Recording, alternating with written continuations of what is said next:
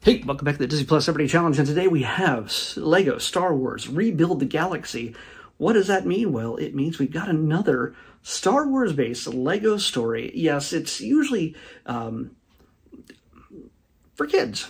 It's usually for just flights of fancies, stories being told between the movies, interactions between the characters that we wouldn't have seen in the Skywalker saga or the ancillary movies and TV shows we see on Disney Plus. LEGO has the license to basically just go wild and do whatever it wants, just to tell the stories they want to tell. And this one goes beyond any LEGO story that's ever been told. We've had the Freemakers, we've had all sorts of other things that are sort of all fit within the proper Skywalker saga with some license, some liberty in expanding in that galaxy. But this is very much just like those any other LEGO story that we get, and there's lots of them on Disney Plus. Just like that. This is not canon. So if you're worried about this somehow upsetting the way things work, no, not even before things hit the fan. Seriously, none of this has any bearing whatsoever. And this also kind of gives us a little something that fans have asked for to a certain degree.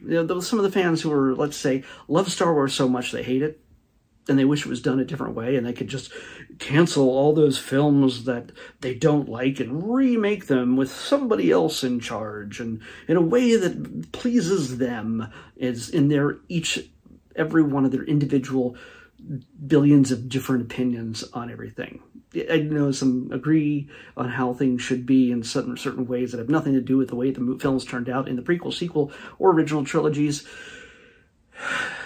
But we have what we have, and I love Star Wars. If you give me Star Wars, I am happy to watch it, and that's why I picked this for this day, and I'm so happy I got to see it minutes after it became, no, not even, it started the minute it hit midnight for me here on the West Coast. And I have to tell you, this is bigger than I thought it was. I thought it was originally going to just be like a one episode, like 40 minutes type of special. No, it is 4 episodes. They all run about 25, 26 minutes each. And yes, it's from 2024. It literally an hour or two ago, not even 2 hours ago, it premiered. So I'm giving you my thoughts as just minutes after I finished watching it. So 4 episodes, about a little less than 2 hours total between all 4 of the episodes, and we get to meet 2 characters, well 3. We get to meet a bunch. And don't go looking at IMDb for a cast list. They've intentionally very much limited who they've shared as cast members. It'll grow over time, but there's a core set of characters and cast members in this. Some voices you'll recognize from Star Wars, and some you'll recognize from many other popular things. And I'll go through those as we get here. But again, not canon, and I'm not going to spoil any major twists and turns or appearances or references or anything else. I'm not going to do that. So if you're worried about me ruining it for you, I'm not going to do that. I'm just going to basically pick up on things that you might have seen in the trailer. Go watch the trailer if you haven't, or just go watch the show. It's available now. All 4 episodes, go watch it, and then you can come back and we'll talk about it. So, this tells a story of Sig and Dev, 2 brothers living on a planet peacefully. They're nerf herders. It's not an insult. It is literally what they do for a job. They're like shepherds. They herd nerfs. Yeah, they're like cows. And by the way, if you don't get that reference, it's an insult that Princess Leia gave to Han Solo at one point. But yeah, by the way, this is for all ages, all people. If you love Star Wars, even if you're a casual watcher of Star Wars and you've enjoyed it, you'll still get something out of this. But this is really for the super fans as well. The super fans will get every single little reference and visual. There's references in the lines that are said, there's references in the action, references in the characters, and also some just visual things. There is an Andor reference in here that is 100% visual. You have to see it. You won't hear it. Nobody says, "Hey, Andor, how's it going?" No, it's literally It's a visual reference. And when you see it, if you've watched Andor, you'll know exactly what it is. And I'm sure I missed some myself. Yeah, there's tons and tons and tons of little Easter eggs and references throughout this. And that's the fun that you get with any of the Lego Star Wars shows and series and things like that that have happened over the years. Freemakers, The Adventures of the Freemakers and things like that. And all those different little mini movies they made that took place at different points in history, told by Roger, the battle droid. Again, this is something you don't have to have seen everything before, but it helps that you've seen the Skywalker saga, the 9 films. And there are references, like I said, to Andor and the Disney Channel's stories series, and also some other films as well. But yeah, everybody can enjoy this, young and old. Kids will get a kick out of the action and the humor and the silliness. Yes, the Emperor is in this, and the same actor who plays the Emperor is in this. His voice, and I keep thinking it's Seth from Family Guy, but no, I don't know. I don't think it is, but I don't know why. It is, like I said, the credits are very limited in this. But when there's a Lego thing, the Emperor has to show up at least a little bit. And yeah, just because it's such an absurd take on the Emperor. It's fantastic. So anything, he's usually always my favorite part of any Star Wars Lego project. So in this, we got Sig and Dev. They are brothers, they live on a planet, and they have a friend named Yessi. Yessi, by the way, so you know who these people are. Sig is played by, I gotta say his name right, Galen Matarazzo. You know who Galen Matarazzo is? Yeah, you know him from Stranger Things. He's one with the hat and all the time, and he's one of the kids. And he's quickly growing up into a man. He was a child when it started, and they're going to have one more season on Netflix that will hopefully, wrap everything up nicely. And they're now all like 100 years old. So, but Galen Matarazzo plays kind of he's our main character. He's our hero character in this. His brother named Dev, played by Tony Revolori. And you know him from Spider-Man, the Tom Holland Spider-Mans. He plays Flash Thompson. He's kind of the bully. He treats Peter like crap, but worships Spider-Man. He's Tony Revolori. He's also he was in Willow. He was one of the main characters in Willow that was ended way too soon. Ticks me off. Well, I have to be careful. I don't spoil too many things. You will recognize those voices. You will also recognize a number of other Star Wars voices that are in this, and those voices were in the trailer.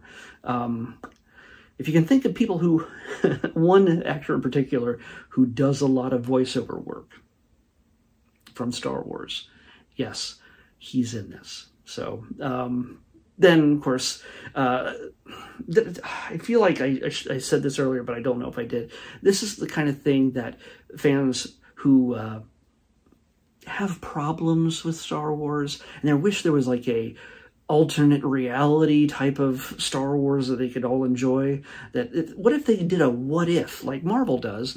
What if has been a comic book and now a series on Disney Plus that Marvel has done. Hey, what if something just went slightly differently in this story, and let's see how it rolls out? Well, Star Wars fans have always kind of wanted to do that, but the odds of that ever happening with, like, oh, let's redo The Last Jedi the way I wanted to do it with, we're not getting that.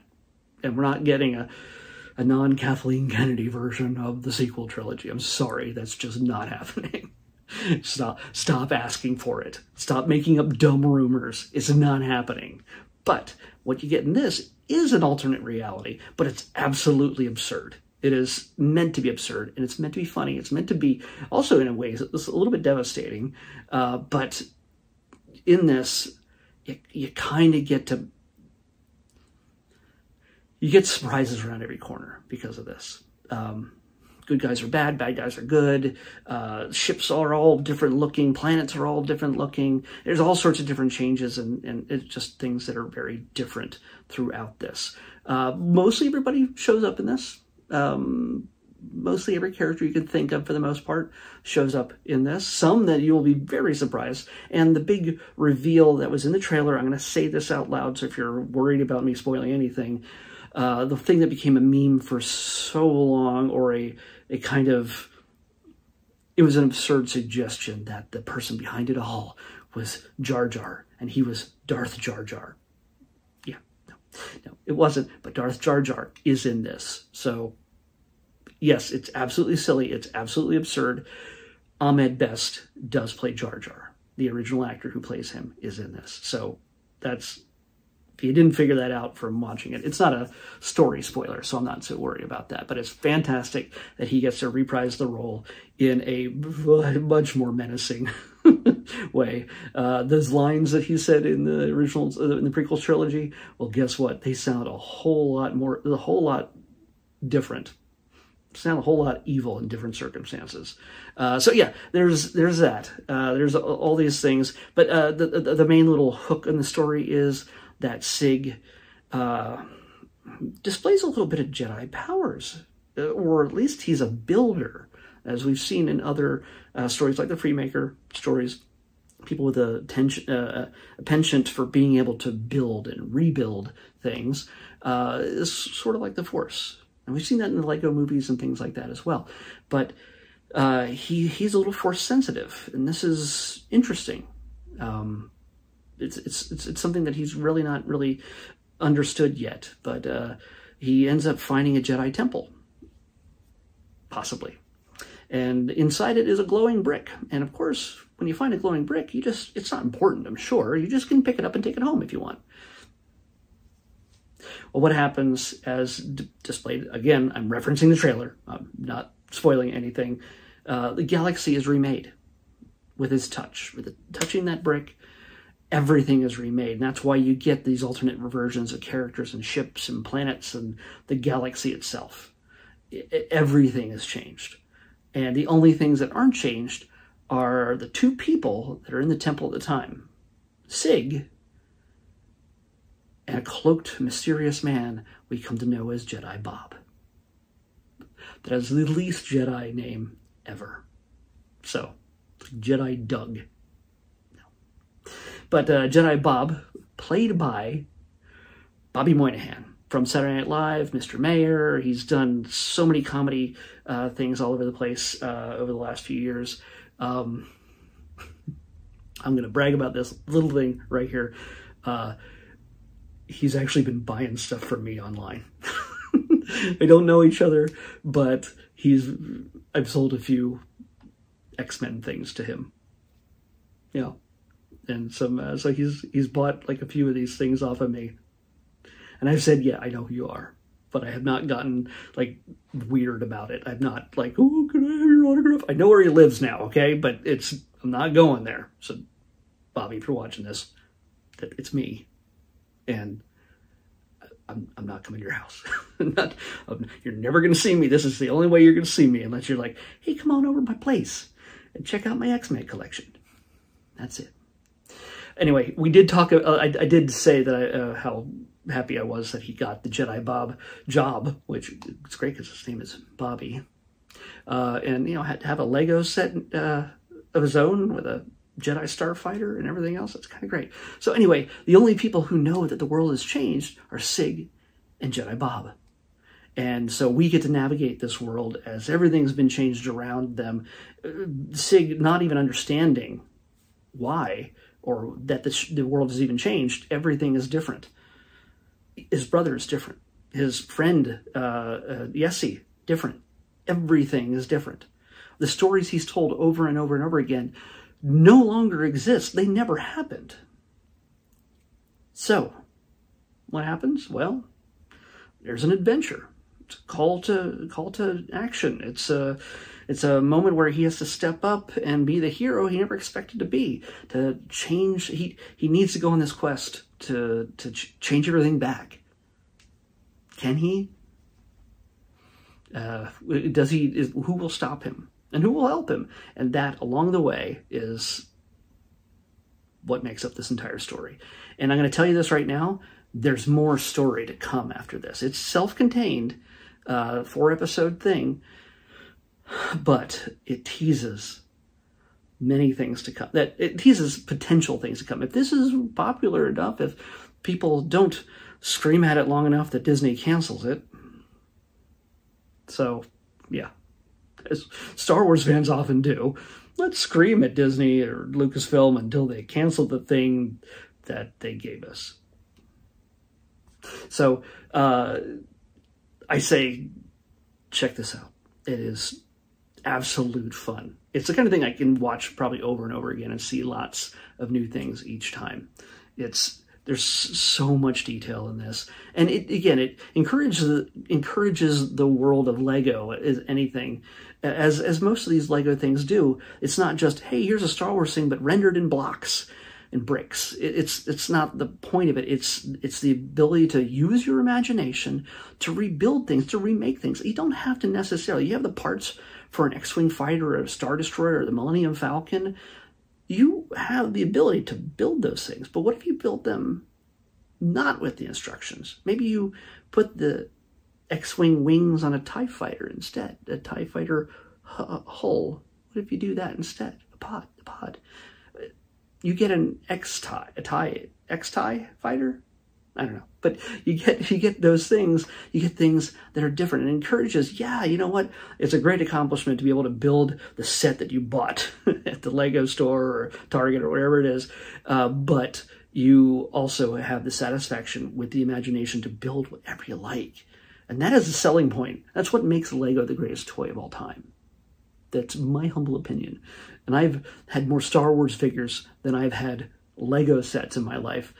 But anytime you grab Lego, it's a world of imagination of your own making. And you can rebuild a galaxy of your own with them. That is the fantastic, awesome thing about all this. So I know there's tons more I could talk about. This stuff that would end up spoiling things, but obviously stay to the very end. There's a nice little tease of what could come. And yeah. There's one thing I have to ask of you. You will notice that there is one character, one important character, and maybe I missed it, but one important character that is missing from our core set of characters from the saga. And I only thought of it afterwards, and maybe maybe I missed the part where this character just was written off or something. I don't know. But see if you can tell me in the comments which character is not here. Because that character is instrumental in making the Star Wars saga we know and love. From beginning to end, this character does not appear in this series. If you know what it is, you know who it is, you can tell me if you made it this far. I was going to pick this, but I already have tomorrow's picked out as well. I'm going to do something a little unconventional. Something I haven't done since the 1500th episode. Yeah. This is going to be our 1769th episode, I believe. I hope I'm right on that. Sharks. There's a lot of shark programming on Disney Plus, thanks to National Geographic and Shark Week and Shark Month or Shark Fest or whatever it is. They keep piling up the shark stuff. And back on the 1500th episode, which was like about almost a year ago, I did 36 episodes in one night. Yeah, I only watched a little bit of each one just to get the gist of it, and then I came back and talked about it and compiled a 36-part mega episode that none of you have watched, and I wouldn't suggest you watch it unless you like torture. It was torture for me to make it, but I did it. This one, for tomorrow, is just 7 different shark things that were just added just a few months or weeks ago. And it's this year's Shark Fest 2024. If, at this point right now, Disney Plus is not adding enough stuff at the rate that I'm going through it per month, per quarter, that next year at this time, I might be done and might be only doing the Disney Plus every week challenge. I don't know, every other day challenge. I don't know. Right now it's the everyday challenge. Something new every day. But I might have to do a whole week of shark stuff when they bring it out. I don't know. We'll see. The rules will have changed probably by next year, unless they dump a lot of stuff in the next few months. So tomorrow, Shark Fest 2024. It's going to be much shorter. I'm sure it's going to be. It has to be shorter than me cramming 36 episodes into one thing. If you did watch that, or if you go back and decide to watch that, bless your heart. Thank you. Thank you so much. Go back and like it. Go, just do something. I don't know, just leave a comment and say how insane I was to even consider doing this. But I was sick of watching two shark things a week, and because it was randomly selected, and I was just like, no, I'm done. I can't do this. So I took them off the list. Because, you know, we could be watching Disney animation, we could be doing Star Wars or Marvel or Pixar or all this other stuff. But no, we were getting 2-3 shark episodes a week, and it was just getting obnoxious. So that's why I took it away, and then I did them all in one episode. And I'm going to do that again next year if this goes that long. Or something like that. But 7 episodes in Shark Week 2024 is what we'll watch next on the Disney Plus Everyday Challenge. May the Force be with you.